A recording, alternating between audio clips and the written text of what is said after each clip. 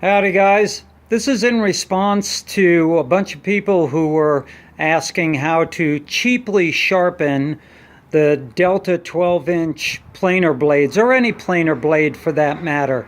Now first of all, let's do the basics. Planer blades are made out of tool steel. Tool steel can really take a beating on something like this before you'll abuse it to the point of destruction. I wanted to find a way that was cheap, effective to do my planer blades, which were thrashed. And I got thinking, do I want to buy a kit? Do I want to do something exotic or do something that's really technical? And I said, no, I want something cheap and fast. And I have this at my disposal, which is just a belt sander, and I set my table at approximately 45 degrees. I set it up with a degree gauge, but it doesn't have to be 45 because a planer will cut as long as you have some kind of angle. So let's not get too carried away with this, all right? So all I did was, with gloved hands, is hold my planer blades up against my belt sander and worked it with a straight edge so that I could compare the blade to the straight edge and take out any of the wow that was or is usually in the middle of a blade. And after working it, and now being tool steel, it's going to take a while to work the blade. So don't freak out that you're going to take off a ton of metal in one swipe. That's not going to happen.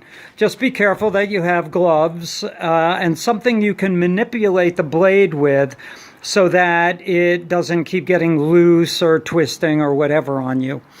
And after about an hour of working my two blades, both sides, they looked pretty good to me. And on the straight edge, they were pretty straight.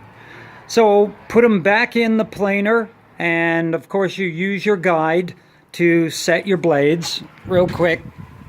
Every planer will have something like this, and this is your guide. This sets down on the drum of the rotating blade. It's the rotating blade holder. And the blade automatically, because it's spring-loaded, will come up and hit the bottom part, or the top if you will, of this guide.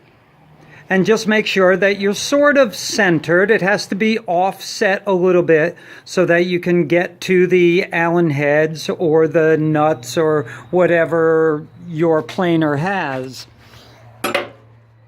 And then just go ahead and set the depth on them. After I did mine, I did a test pass with some junk wood, and voila, 300% better.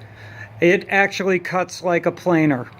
So don't be afraid to just kind of butcher the thing, because it may be a lot better than what you've got now, and it's for free. Thanks. See ya.